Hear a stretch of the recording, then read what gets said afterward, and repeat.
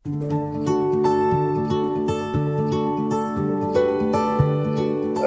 sepanjang hayat atau lifelong learning. Tadi saya kira ini teman-teman para calon dokter udah biasa ya. Tapi saya ingin memberikan nuansa yang ya ditambah lah ya, sedikit berbeda ya, tentang lifelong learning ini. Dan nanti kita akan lebih banyak membahasnya dari aspek kita sebagai seorang muslim ya, sesuai dengan tema kita. Ini nanti kalau ada masalah, tolong digambarin. Saya sudah menyiapkan double device ya. Saya khawatir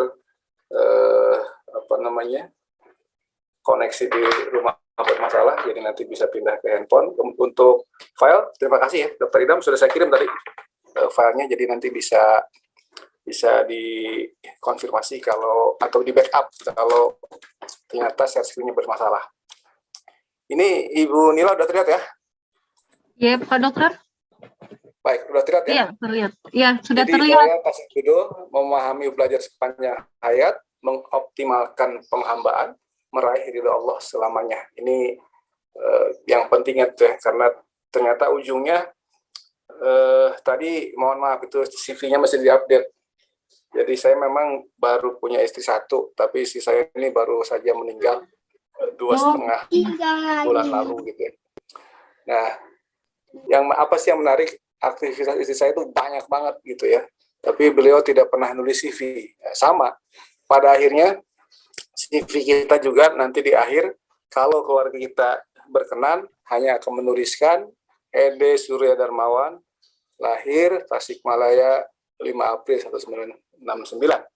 Di bawahnya wafat, nggak tahu kapan, kan gitu ya.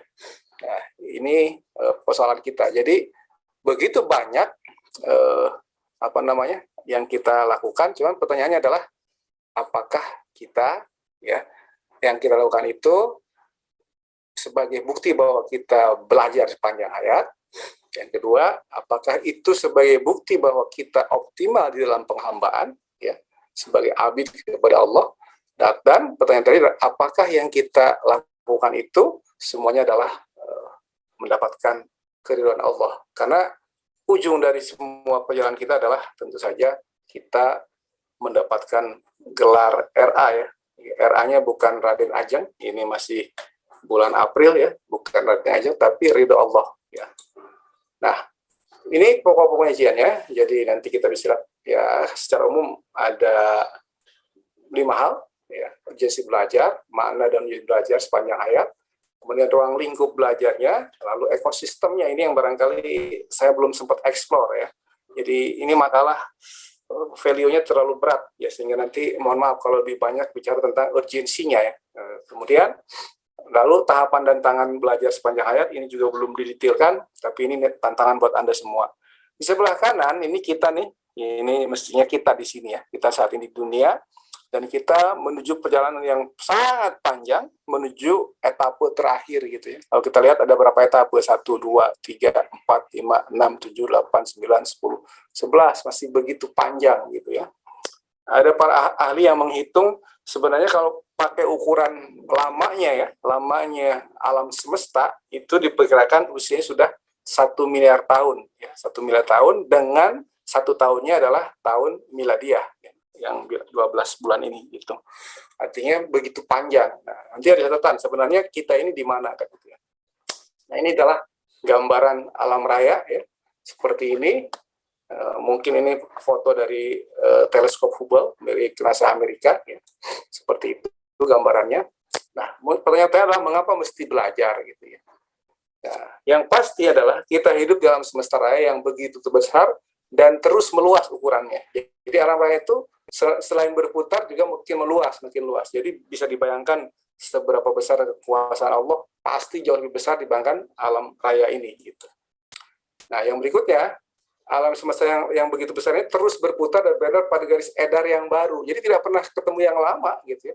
Dia berputar di situ, tapi kemudian misalnya kita ya, kita mengintai matahari mengelilingi tata suryanya dan satu saat kemudian ke galaksinya.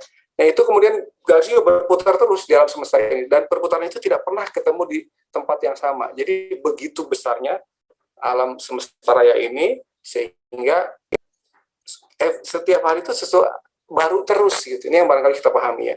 Karena baru terus berarti kita mesti belajar lagi ya. Jadi setiap hari adalah hari baru dan alam semesta menjadi inspirasi dan sumber kehidupan kita semua.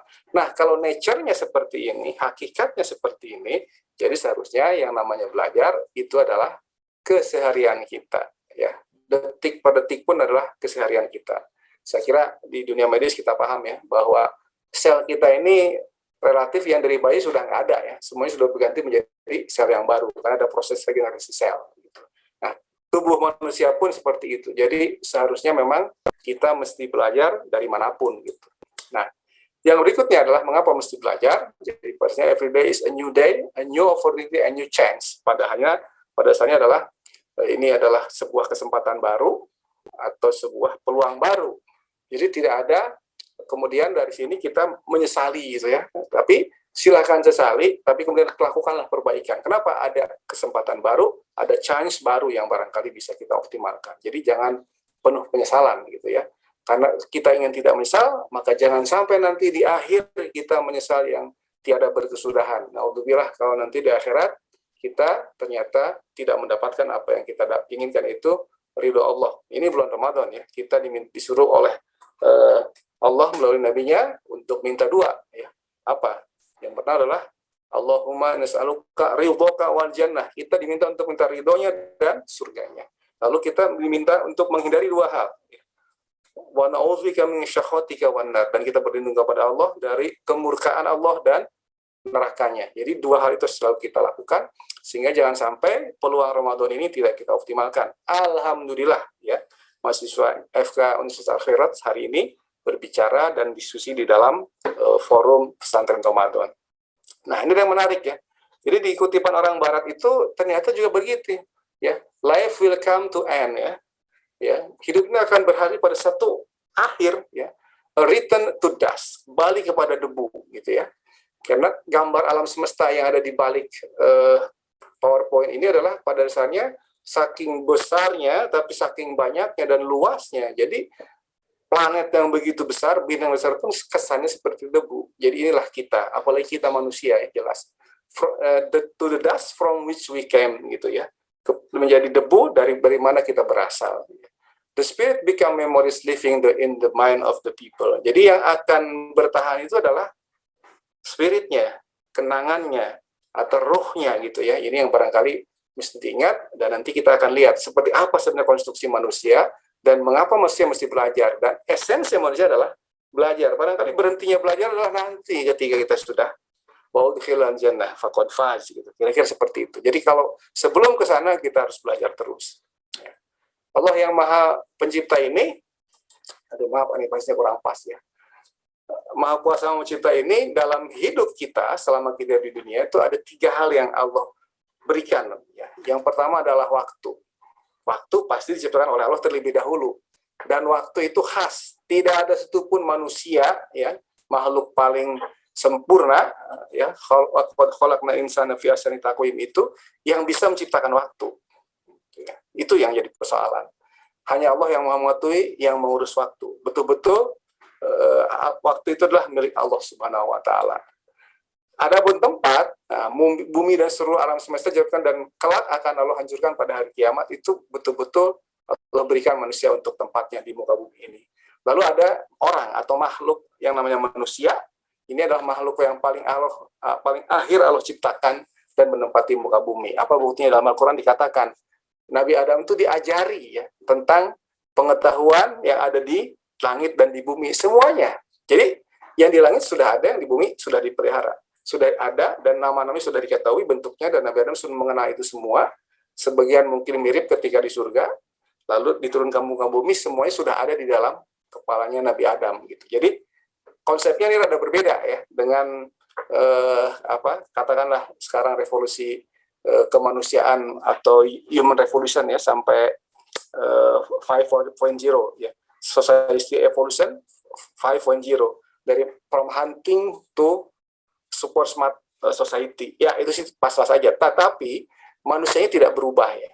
Yang berubah artinya yang berubah itu pola pikir, kemampuannya. Tapi semuanya sudah diberikan oleh Allah Subhanahu wa taala, falhamha fujurha wa taqwaha. Jadi Allah sudah memberikan ilham kepada seluruh manusia di muka bumi ini. Gitu. Nah, jadi makanya pertanyaan pertama ketika kita belajar adalah, tidakkah kita belajar kepada diri kita sendiri? Nah, maka saya ingin mengajak teman-teman, apa sih manusia gitu ya, untuk apa dan bagaimana saya hidup, dan kemana akhirnya. Ya, sebenarnya dari situ berangkatnya. Dan istilah nanti konstruksi berpikir kita akan mengarah kepada mengapa kita penting belajar sepanjang hayat. Nah, manusia itu apakah dari kera seperti ini? Ya, kalau memang iya, seharusnya yang di sini nih, yang kera ini udah habis ya, semuanya udah berubah gitu ya, dan menjadi manusia modern Homo sapiens, semuanya akan begitu ya. Tapi kan kera tetap aja kera, yang namanya topeng monyet tetap aja ada kan gitu monyetnya ya, bukan manusia yang berkelakuan monyet, kalau itu makin banyak. Gitu. Jadi sebenarnya ini tidak cocok ya, dan ini sebenarnya sebuah fallacy ya, sebuah falasi atau kesalahan berpikir tapi dipaksakan gitu. Kenapa? Karena orang-orang yang menginginkan bahwa kita yang sebenarnya formatnya manusia itu dari Nabi Adam dan Ibu Hawa ingin diganti bahwa itu semua adalah sesuatu yang generatio spontaneity gitu ya. Yang lahir secara spontan, bahwa itu akan ada spontan. Bahkan alam raya pun spontan, itu kan sesuatu yang sangat ajaib gitu ya. Pola pikir saja itu ada awalnya gitu. Makanya oleh Isaac Newton dikatakan, ya, saking hormatnya kepada para senior, Isaac Newton mengatakan, ya, if I can see further, kata dia, apabila saya bisa melihat lebih jauh, ya, it's because I stand on the shoulder of the giants, gitu ya. Karena saya berdiri di bahu para raksasa, para ilmuwan sebelumnya lah yang mengajarkan saya, termasuk para ilmuwan Muslim itu yang mengajarkan ilmu-ilmunya oleh Isaac Newton, dan dia sadar itu, gitu ya. Jadi raksasa itu ada semua dalam arti pola pikir kemampuannya, dan itu adalah para ilmuwan Muslim sebelumnya yang diwariskan ilmunya kepada Isaac Newton sehingga dia berkata seperti itu. Jadi tidak cocok kalau kita yang lagi belajar jadi ilmuwan kemudian kita merasa sombong sampai nanti kalimatnya naudzubillah ya, anarubukumul a'la, naudzubillah sampai seperti itu. Tapi ada pernah manusia mengatakan seperti itu namanya Firaun gitu ya. Nah, jadi manusia itu bukan dari kera, bukan seperti ini evolusinya ya. Yang naudzubillah kelakuan seperti ini nih, ya rakus gitu, ujung-ujungnya cinta uang doang. Jadi ya makanya disebut celengan ya. Celengan itu kan celengan babi ya. Kalau dalam bahasa Inggris piggy box gitu ya, kotak babi. Nah, jadi samanya kalimatnya sama, celengan itu seperti itu. Jadi orang yang rakus pengennya uang diterima terus nggak pernah mau keluar ya, seperti ini. Nah, naudzubillah bukan seperti ini ya. Nah, jadi kalau kita lihat unsur manusia ya, sebenarnya ada 5 unsur manusia itu. Tadinya saya kolbu itu saya tulis isinya rasa ya, tapi sekarang setelah baca literatur terbaru, sebenarnya literatur lama, tapi baru baca gitu. Ternyata unsur manusia itu yang pertama fisik, itu jelas sekali ya, fisik. Karena yang membedakan manusia dengan makhluk lain, laqad khalaqnal insana fi ahsani taqwim adalah bentuk fisiknya. Karena itu ini pun harus dipelihara dengan sebaik-baiknya. Ruh jelas, ini ruh adalah unsur Allah dan aku tiapkan ya, unsur ruhku kepada manusia gitu ya. Jadi ini jelas sekali, ini yang tidak akan hilang. Gitu. Nafsu jelas ya, nafsu itu ada sesuatu yang pada kita yang sifatnya satu sisi adalah bisa untuk mendukung kehidupan, tapi kalau salah bisa menghancurkan kehidupan itu sendiri. Akal adalah kemampuan kita mencerna, ya, memahami supaya hidup itu jelas teratur, ya, sesuai yang ini Allah lakukan. Kemudian yang ketiga adalah kolbu, ya. Kolbu adalah panglima atau bos yang barangkali nanti kita akan bahas lebih lanjut, gitu ya. Nah, ini kalau mau lihat kitabnya silahkan ada di bukunya Minhajul Abidin, ya. Jadi tugas kita ini sebenarnya mengisi itu semua ya. Yang prinsipnya adalah agar tercapai keseimbangan. Jadi jangan hanya mengisi fisiknya saja, tapi harus semuanya diisi gitu ya. Bahkan kita mesti fisik pun harus diberikan perhatian sampai kapan? Sampai kita sepuh gitu. Jadi di sini konsep belajar sepanjang hayat itu seharusnya bisa mengisi semua faktor itu. Jadi bukan karena namanya belajar hanya akal saja yang kita isi. Seharusnya kita isi semuanya ya. Dengan demikian barulah kita bisa mendapatkan keseimbangan dan kita bisa mengoptimalkan potensi kita sebagai manusia dengan sebaik-baiknya. Nah, keseimbangan seperti apa? Pada dasarnya adalah keseimbangan di satu arah yang telah ditentukan, yaitu sebagaimana alam raya ini berputar terus gitu ya. ini tata surya kita tuh hanya bagian debu kecil gitu di alam semesta. Dan ini baru satu galaksi Bima Sakti ya, gambar seperti ini. Jadi masih ada lagi yang jauh-jauh lebih besar, dan itulah alam raya kita semua. Dan semuanya adalah diciptakan oleh Al-Khaliq gitu ya. Ini nanti barangkali bisa kita ambil hikmahnya, mengapa saya berulang-ulang mengatakan Al-Khaliq gitu ya, atau pencipta ya. Nah, mengapa harus kita kelola potensi kemanusiaan ini? Ini barangkali catatannya. Satu ya, tentu kita masing-masing punya tujuan hidup ya. Ada yang bisa mengatakan, oke, saya ingin kebahagiaan, baik. Ada juga keberhasilan atau sukses, ya. Ada juga kemakmuran, itu semua sah-sah aja ya. Tapi yang terpenting adalah dari ini semua ketujuan akhir itu seperti apa gitu ya. Jadi jangan sampai kita dalam belajar itu kan pasti punya tujuan. Kemudian apa yang dipelajari, apa metodenya, manfaatnya apa, dan bagaimana melakukannya gitu ya. Nah, mari kita lihat manusia menurut Al-Quran ya. Pada dasarnya manusia itu belajar dari laki dan perempuan. Ya udah, settingnya seperti itu gitu ya. Kemudian yang paling mulia siapa? Ternyata bukan paling ganteng gitu ya, tapi yang paling bertakwa. Lalu ditutup dengan kalimat Innallaha alimun khabir, ya Allah itu Maha mengetahui dan Maha waspada terhadap apa? Terhadap kelakuan kita. Apakah kita ini termasuk orang yang takwa atau yang fujur gitu ya? Kenapa? Karena pada dasarnya Allah mengilhamkan itu semua bagi kita. Nah, jadi tidak penting tuh warna kulit, warna rambut, apapun ya, sama aja semua. Oh, pertanyaannya adalah siapa yang paling takwa di antara kita gitu ya.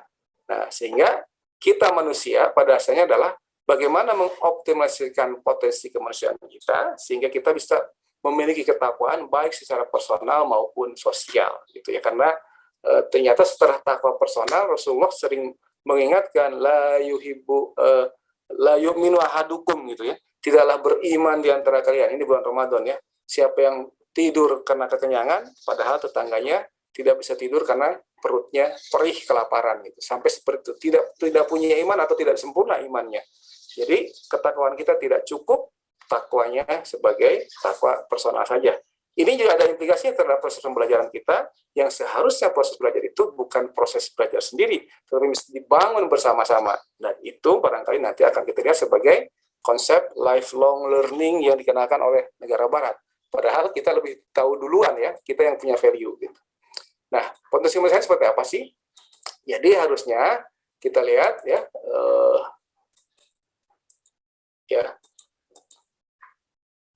ini ya seharusnya kita lihat bahwa perlakuan itu harus kita berikan dengan baik ya agar menjadi optimal. Ada perlakuan terhadap fisik kita.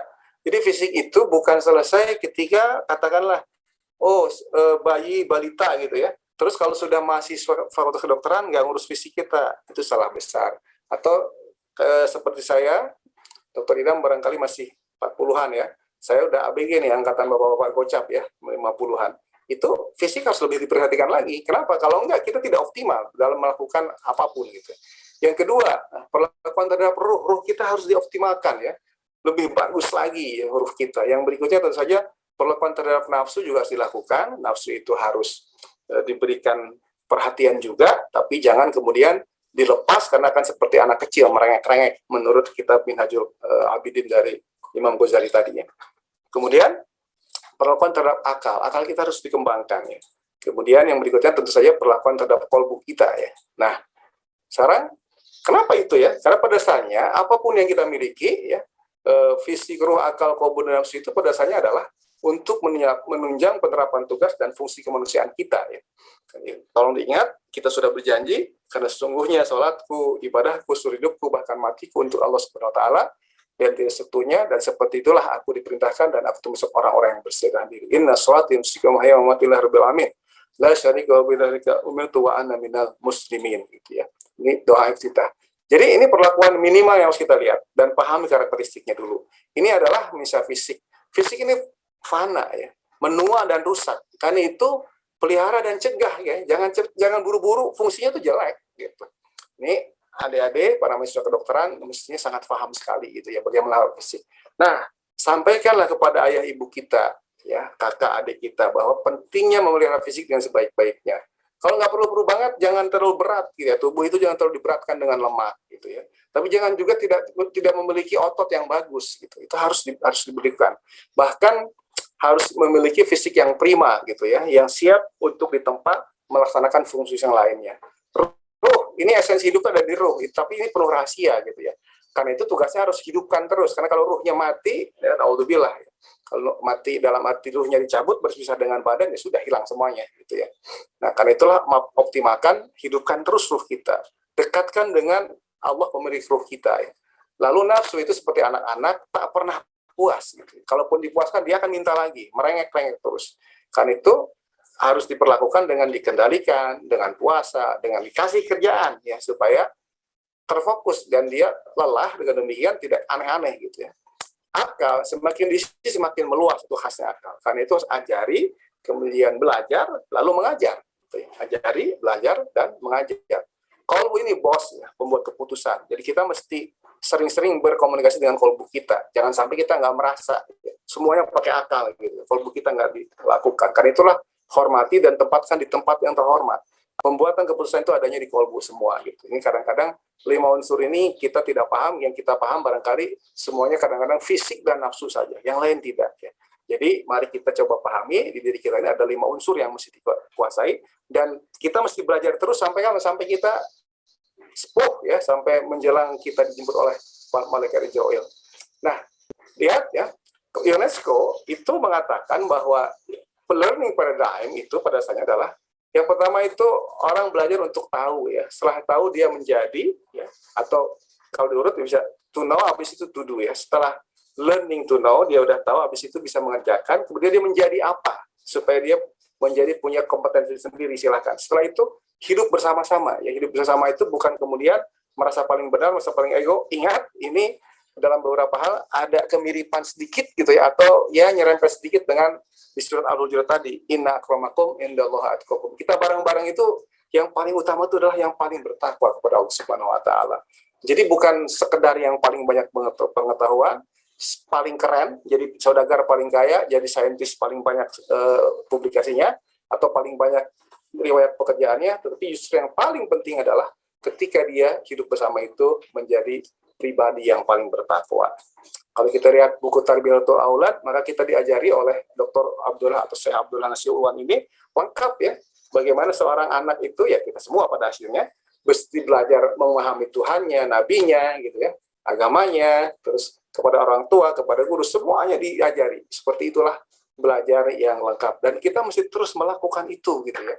Kenapa? Karena to know, to do, to be, to live together ada sesuatu yang terus ada sampai kapan? Sampai kita masih layak ada di muka bumi. Karena kalau sudah tidak layak alias sudah meninggal, maka kita harus dikembalikan, dimasukkan lagi ke dalam bumi untuk disatukan lagi dengan unsur-unsur debu dan tanah. Gitu. Nah, jadi kalau kita lihat motivasi Qur'aninya, ini ada yang menarik di sini ya. Allah berfirman di surat Al-Alaq, ya, mari kita renungkan sedikit. Iqra bismi rabbikal ladzi khalaq, khalaqal insana min 'alaq, iqra wa rabbukal akram alladzi 'allama bil qalam 'allamal insana ma lam ya'lam. Yang pertama adalah Allah mulai dengan perintah membaca dan nama dirinya sebagai Maha Pencipta, gitu ya. Nah, ini Allah tuh mengenalkan langsung, luar biasa ya. Disuruh baca, tetapi dengan nama Tuhannya sebagai Maha Pencipta, gitu. Jadi Allah mengenalkan diri pertama kali kepada Nabi Muhammad itu sebagai Maha Pencipta. Dan itu barangkali yang harus kita sadari di zaman modern sekarang ini. Kenapa? Karena penciptaan alam raya dan kita semua itu adalah hak mutlak Allah yang tidak bisa dilakukan oleh makhluknya. Gitu. Manusia tidak akan mampu, gitu ya, seperti itu. Manusia hanya bisa meniru, mengkreasikan dari bahan-bahan yang ada. Sementara Allah dari sesuatu yang tidak ada jadi ada. Ini yang barangkali mestinya. Walaupun tetap kun fayakun, ya, ada proses seperti itu ya. Yang berikutnya adalah pengenalan konsep belajar. Jadi belajar itu pesannya apa? Malam ya'lam, dari tidak tahu ke tahu. Jadi seperti itu. Yang kedua, dengan membaca, ya, membaca. Apalagi kalau membaca kemudian dikembangkan menjadi iqra, adalah analisis gitu ya. Pahami lebih dalam lagi. Kemudian dengan kalam, dengan kata-kata. Jadi tetap yang namanya kalam ataupun itu nanti bisa dikembangkan sebagai tulisan, itu juga suatu hal yang sangat penting gitu ya. Yang ketiga, kita disuruh belajar dari segenap ciptaan Allah, karena Allah Al-Khaliq, ya, ala kulli syai' itu adalah Allah. Jadi Allah menciptakan segala sesuatu dari tidak ada. Dengan demikian tugas kita adalah mempelajari makhluk-makhluk Allah dan kita mengatakan subhanallah, ya subhanaka faqina azab benar. Kenapa? Karena Allah menciptakan ini semua dan maha suci Allah yang telah menciptakan ini semua. Ini tantangan bagi kita supaya kita bisa semangat terus belajar. Kalau motivasi lainnya barangkali jelas ya. Ada motivasi ruhiyah yang bisa kita lihat, kita disuruh untuk ta'alamu amalikum ya. Belajarlah kamu dan mengajarlah kamu. Belajarlah kamu, mengajarlah kamu. Hormati gurumu, tetap berlaku baik terhadap orang-orang yang mengajarkanmu. Ya, jadi seperti itu.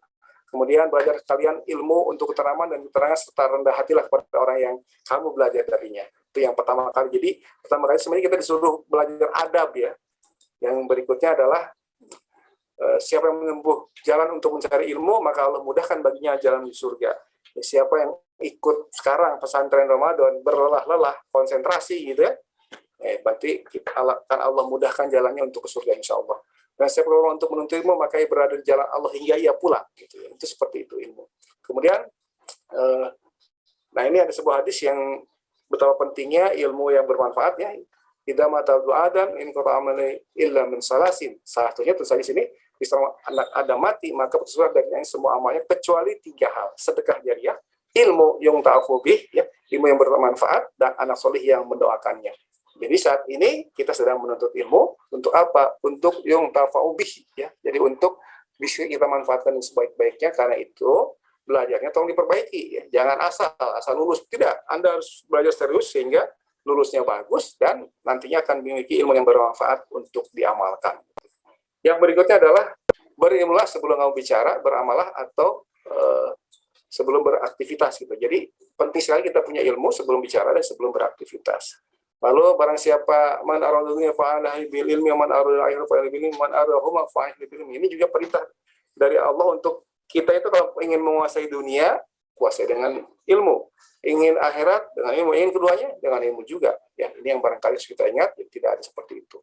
Nah, yang berikutnya adalah barang yang belajar ilmu dan dengannya dapat memperoleh keridhaan Allah Subhanahu wa taala, tapi tidak memperolehnya kecuali untuk mendapatkan kesenangan dunia, maka ia tidak akan mendapatnya harumnya surga di hari kiamat kelak. Ini meluruskan motivasi kita ya, supaya jangan salah. Tugas kita adalah mencari keridhaan Allah pada akhirnya. Jadi bukan berbangga-bangga, panjang-panjangan CV, banyak-banyakan ilmu gitu ya. Nah, kalau di kesehatan masyarakat, ini para dokter ya, saya ingetin ya, calon dokter. Tugas negara itu seperti ini sebenarnya. Bagaimana kita menyambut manusia baru, ya. Kemudian manusia ini dipertahankan eksistensinya selama mungkin. Jadi dari lahir bayi sehat sampai ke kakek nenek pun masih sehat seperti ini. Gitu. Yang ketiga tentu saja kita tingkatkan produktivitasnya. Jangan sampai misalnya gara-gara puasa loyo gitu ya. Nggak benar itu. Ya. Gara-gara puasa loyo itu bukan gara-gara puasanya. Kalau puasa lapar iya, tapi loyo itu lebih ke arah selama ini memang kita loyo, ya tidak optimal di dalam pembakaran, proses metabolisme kita tidak menghasilkan energi, gitu. Alias mager, kurang gerak. Jadi kalau Anda ingin kuat, ingin bugar, sebenarnya bukan dengan banyak istirahat, tetapi lebih banyak aktivitas, gitu ya. Itu barangkali ilmunya mesti dipahami, jangan salah. Kemudian, kita istirahat dulu, tidak. Kebanyakan istirahat itu disebut dengan sedentary activities dan itu bisa mengakibatkan penumpukan lemak, jauh lebih berbahaya. Mendingan lemaknya dibakar, kan seperti itu. Nah, yang berikutnya adalah bagaimana kita berterima kasih kepada bangsa ini dengan memberikan pelayanan terbaik kepada para lansia. Nah, terus jaminan health security harus menjadi prioritas, apalagi pandemi yang mengancam. Terakhir adalah investasi itu harus sampai ke tingkat keluarga dan individu. Nah, saya belum mendapatkan padanan untuk pendidikan, tapi seharusnya kira-kira begini, ya. Jadi public education itu, kalau tadi public health, itu adalah pencerdasan bangsa, hidup cerdas sepanjang masa. Jadi kita punya anaknya cerdas, gitu ya, balita cerdas, anak sekolah cerdas, profesional, para dokter yang juga cerdas, sampai nanti menjadi lansia pun lansia yang cerdas, gitu ya. Apakah ada? Ada banyak, ya. Contoh misalnya Prof. Yusuf Kordowi yang usia 90 tahun, atau Dr. Mahathir Muhammad ya, yang usianya mungkin sekarang berapa? 95 ya, gitu. Nah, artinya ketika sampai usia 95 pun, bahkan di 93 dilantik jadi Perdana Menteri. Nah, beliau masih oke kan gitu, ini luar biasa. Nah, zaman dulu ada nggak? Ada. Ammar bin Yasir ya, Ammar bin Yasir itu cerita yang sangat legendaris ya. Itu kan pada usia 90 tahun masih jadi prajurit, bahkan jadi panglima regu, naik unta, menenteng pedang yang berat, dan beliau syahid di usia 90 tahun gitu ya. Jadi artinya bisa seperti itu. Nah, pola pikirnya tentu saja harus kita perbaiki ya. Jadi jangan kemudian yang namanya belajar hanya akal saja. Secara umum itu konsepsinya, tapi mari kita perbaiki dengan lebih benar gitu ya. Jadi, nah di sini saya masih kosong nih menyambut manusia baru apa? Mestinya kita mendidik ya anak-anak muda, anak-anak baru itu harus dididik. PAUD itu harus ada gitu ya. Jadi kalau sebenarnya itu hadisnya dikatakan maudhu ya atau dhaif, yaitu tentang utlubul ilmi minal mahdi ilal lahdi, itu tidak ada gitu. Tapi kalaupun misalnya prinsipnya itu benar, seharusnya tidak ada masalah. Kita didik sedini mungkin, maka di Indonesia mengenal pendidikan anak usia dini kan gitu ya. Kemudian yang berikutnya adalah pertahankan eksistensi bangsa, artinya didik selama mungkin orang itu sampai ke senior, bisnis seperti ini. Lalu untuk apa? Untuk meningkatkan produktivitas. Tentu saja dengan pendidikan yang baik kita bisa seperti itu. Kemudian kita juga mesti memberikan pendidikan kepada para lansia gitu ya. Lansia yang ada sekarang kan hanya apa ya? Posyandu lansia gitu. Mestinya sih ada pesantren lansia. Jadi untuk masalah akhirat barangkali ini para mahasiswa kedokteran satu saat Anda bisa memikirkan itu. Jadi kalau satu saat Anda diminta misalnya baksos, bakti sosial, selama ini kan pengobatan gratis gitu ya. Satu saat bisa jadi Anda memberikan pendidikan gratis tentang bagaimana hidup sehat di usia lansia kan begitu ya. Nah, lalu berikutnya adalah jaminan sehingga orang tuh bisa terus belajar ya, seperti itu. Kemudian merata sampai ke tingkat keluarga dan individu. Mungkin padananya satu saat lagi saya pikirkan ya, tapi ini penting sekali untuk memiliki konsep tentang public education, yaitu tugas negara di dalam mencerdaskan bangsa sesuai, kalau di Indonesia jelas ya, sesuai janji merdeka kita, memajukan kesejahteraan, mencerdaskan kehidupan bangsa. Karena yang kita lihat konsep lifelong learning ya. Lifelong learning di sini dikatakan from the perspective of the educator. Jadi dari sudut pandang pendidik, ada sebuah proses ya, di mana individu, guru, sekolah, masyarakat, dan negara, ya, sampai ke negara, mendorong, memberikan insentif, dan meningkatkan para pembelajar untuk mendapatkan pengetahuan, keterampilan, serta kemampuan ya untuk hidup sepanjang hidupnya secara formal, non formal, dan informal. Jadi bisa formal, bisa non formal, bisa informal.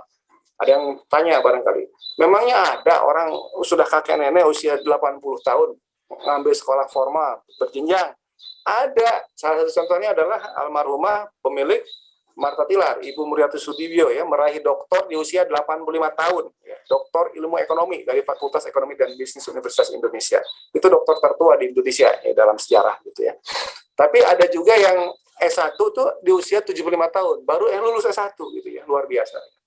Kemudian non-formal education, ada informal education, yang means-nya adalah untuk kita satisfy the need and work, ya pada dasarnya bisa untuk memenuhi kebutuhan dan terhadap angkatan kerja, tapi sisi lain, ini yang lebih penting lagi, the individual curiosity, rasa ingin tahu masing-masing orang, itu silahkan aja. Sehingga di sini dikatakan ini harus holistik, ya, dan itu harus masuk ke dalam ruang lingkup yang lebih besar, ya. Jadi, disinilah makna hadis tadi, ya, man arodunia fa'ayna bilim, man arodunia bilim ini, tidak ada batasnya sebagai kita seorang muslim. Kenapa? Karena dari kecil sampai tua kita tetap menginginkan menguasai dunia dan juga menguasai akhirat, dan keduanya. Karena itulah menurut ilmu adalah fardhun ala kulli muslim. Nah, ini yang saya merahkan, utlubul ilmi minal mahdi ilal lahdi, ini dikatakan sebagai dari hadis yang baik, tetapi untuk menjadi penyemangat amal nggak ada salahnya, karena kalimatnya tidak ada yang salah kan begitu ya. Tapi mengatakan ini hadis baru itu salah kan gitu ya. Baik, nah jadi ini keuntungannya ya. Yang pertama adalah, ini hasil survei ya, ada sebuah proyek survei dan melibatkan 8.646 ya orang. Jadi dengan belajar sepanjang masa, ya, orang akan lebih bahagia. Kenapa? Karena dalam belajar itu sesuatu yang baru yang kita dapatkan gitu. Ingat ya, kita ini beredar ya bersama bumi matahari, tata surya dan seterusnya ke tempat-tempat baru terus-terusan gitu. Karena itulah kita akan lebih bahagia ketika mendapatkan hal-hal baru, ya, termasuk pengetahuan baru di sini. Kemudian rasa well-being atau kesejahteraan yang lebih baik, kemudian kepuasan hidupnya lebih ya, lebih termotivasi, dan yang bawah pun itu akan lebih bisa kita pilih, ada pilihan-pilihan ya. Jadi yang aktivitas itu bisa seminar, bisa personal research, bisa travel, atau close to return to school to continue their formal, bisa lagi balik lagi sekolah lagi gitu ya. Dan ini juga bisa mengurangi gap serta sosial, kehidupan sosial itu bisa kita kurangi dengan pendidikan seperti ini. Lalu siapa sih para pembelajar sepanjang hidup itu ya? Mereka yang memiliki keingintahuan gitu ya, mereka yang punya disiplin pribadi yang begitu kuat, kemudian mereka yang ingin mendapatkan kesenangan dalam hidup, joy learning, mereka yang punya keberanian baru, itu bisa jadi. Karena ada teman-teman mahasiswa saya itu ada yang sudah doktor, ngambil S2 lagi, padahal sudah punya sarjana, sudah S2 farmasi, sudah S2 hukum, S1-nya hukum juga dan farmasi gitu. Kemudian ngambil S2 di rumah sakit yang saya pegang prodinya, kemudian ngambil 2 ilmu kesmas. Waduh, luar biasa nih orang. Karena beliau kenapa senang aja belajar, luar biasa. Bukunya juga banyak gitu ya. Kemudian ini memang mereka yang senang dengan waktunya, tapi mereka yang menginginkan dan memiliki kesabaran yang luar biasa. Yang namanya belajar itu memang take time and difficult, tetapi dia senang dengan itu ya, tantangannya suka. Kemudian menjadi orang yang fleksibel dengan situasi baru karena dia belajar terus gitu ya. Nah, ini yang menarik juga, ada pedagogi dan pedagogi ya, dikenalkan oleh ini orangnya, Paulo Freire dikatakan. Kalau pedagogi itu adalah yang memberikan arahan itu gurunya. Kalau pedagogi adalah kita sendiri gitu ya. Kita belajar sendiri dan seharusnya pedagogi ini ditekan, yang dimunculkan adalah pedagoginya. Nah, jadi pedagogi itu sedikit dehumanization ya, karena maksa dikit. Padahal anak-anak itu sebenarnya mereka itu punya keinginan tahuan yang besar, ingin belajar macam-macam, tapi kita lah para orang tuanya yang mengatakan lebih pandai, lebih pintar, lalu dikatakan, kamu ini mesti ikut kami gitu ya. Nah, dalam Islam dikatakan ya, oleh Sayyidina Ali dikatakan bahwa ajarilah anakmu ya tentang sesuatu yang sesuai dengan zamannya, karena dia akan hidup bukan pada zamanmu. Jadi ajari sesuai dengan tantangan zamannya. Kalau sekarang zamannya adalah zaman internet, kemudian zaman digitalisasi, maka anak-anak kita mesti masuk ke tahapan itu, termasuk sekolah pun masuk ke proses seperti itu. Ya. Kemudian yang namanya pedagogi inilah yang barangkali oleh Indonesia sekarang disebut dengan Merdeka Belajar, kampus merdeka ya, sehingga orang bisa terpenuhi kebutuhannya, ya, keinginan tahuannya, dan dia bisa menjadi apapun gitu ya. Walaupun pendidikannya bisa jadi sama, pendidikannya bisa jadi sekolahnya fakultas kedokteran sama-sama. Tapi setelah itu dia bisa macam-macam ya, yang bermanfaat bagi hidupnya dan bisa jadi manfaatnya untuk orang banyak jauh lebih banyak. Nah, ini tantangannya, mari kita lihat ya. Ini domain komunikasi kita, misalnya fisik, ini dengan karakter seperti ini, bentuk pendidikannya apa gitu ya. Yang ada kan disuruh mandiri, ada pendidikan olahraga, tapi sampai sekolah menengah saja. Begitu kuliah, itu jadi mata kuliah pilihan, begitu lulus ke masyarakat, nggak ada. Itu menjadi urusan sendiri gitu ya, tanda tanya seperti itu. Jadi seharusnya teman-teman itu belajar terus gitu ya. Saya sebagai personal, alhamdulillah gitu ya, karena memang ada kebutuhan, mula-mula ke dokter penyakit dalam, dokternya penyakit dalam nyuruh ke saraf, karena ada persoalan saraf saya dikit. Habis itu terapinya apa? Oke, ada terapi dari kedokteran rehab medik, baik, saya lakukan. Terus ada aktivitas yang dilakukan, akhirnya tanyalah ke dokter ortopedi. Saya masih boleh nggak aktivitas ini? Oke, boleh. Terus akhirnya saya melakukan aktivitas itu. Kemudian ada dokter spesialis kedokteran olahraga memberi resep, ini Pak, resep olahraga Bapak, gitu ya. Udah saya lakukan itu. Sampai sekarang pun waktu puasa saya tetap lakukan, karena harus ada stretching, harus ada physical strength yang dibangun, dan tentu saja harus ada cardio, itu semua harus kita lakukan. Dan tetap walaupun di bulan puasa, gitu ya. Cuman kadarnya diturunkan, khususnya untuk olahraga yang sifatnya kardiorespirasinya, gitu ya. Nah, nafsu, ingat ya, nggak ada tuh pendidikan kita, apalagi sudah lulus, nafsu itu dibiarkan seolah-olah orang take for granted bisa menyelesaikan urusan sendiri gitu ya. Akal dari sekolah sampai perguruan tinggi semuanya ada, ini yang paling lengkap ya. Jadi pendidikan kita itu menguatkan akal, tapi yang lain nggak ada. Kolbu jelas tidak ada gitu ya semuanya. Nah, barangkali ke depan mesti kita pikirkan, bukan hanya PAUD gitu ya. Madrasah itu bukan hanya untuk anak-anak, ya. Belajar Iqra itu bukan hanya untuk anak-anak. Karena silakan cek ya oleh teman-teman mahasiswa Fakultas Kedokteran Universitas Al-Khairat ya, apakah para tetangga kita atau kalau di keluarga kita misalnya, naudzubillah ya, ada yang usianya sudah 50 tahun seusia saya, tidak bisa baca Quran, kan sedih banget. seharusnya baca Quran sudah level mahir gitu ya. Nah, sekarang para mahasiswa ya, mestinya Universitas Akhirat mahasiswa FK-nya itu membaca Qurannya pada level mahir gitu ya. Jadi bukan ya tata-tata, naudzubillah ya, walaupun tetap berpahala, tapi mestinya level Anda itu sudah pada level mahir. Itu untuk urusan beresin apa tuh? Beresin ruh kan gitu ya, karena langsung dengan Allah. Nafsunya mestinya bagus gitu, bisa terarah. Ketika dikasih pelajaran, semangatnya luar biasa gitu. Ya, jadi seperti itu. Nah, konsepnya kan tadi ya, dari mulai individu, guru, sekolah, masyarakat, sampai ke negara.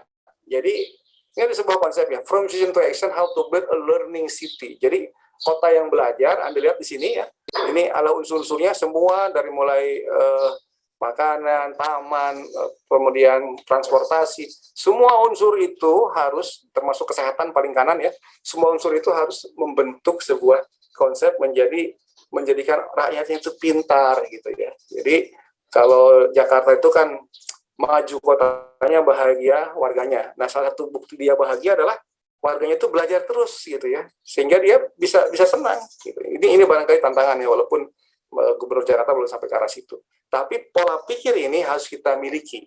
Jadi jangan hanya nanti misalnya yang namanya belajar kesannya hanya ngisi akal gitu ya. Padahal akal itu akan berhenti, yang akan terus berlanjut sampai kepada Allah adalah ruhnya, karena unsur dari Allah adalah ruh itu gitu. Ini yang barangkali mesti kita ingat, sehingga belajar sepanjang hayat bagi kita sebagai seorang muslim bukan semata-mata memenuhi akalnya saja, tetapi memang sebuah proses bagaimana kita mengoptimalkan potensi kita. Mengapa? Karena khawrinas anfa'uhum linnas, sebaik-baiknya kalian adalah yang paling banyak manfaatnya bagi manusia lain. Saya kira itu. Terima kasih banyak. Assalamualaikum warahmatullahi wabarakatuh.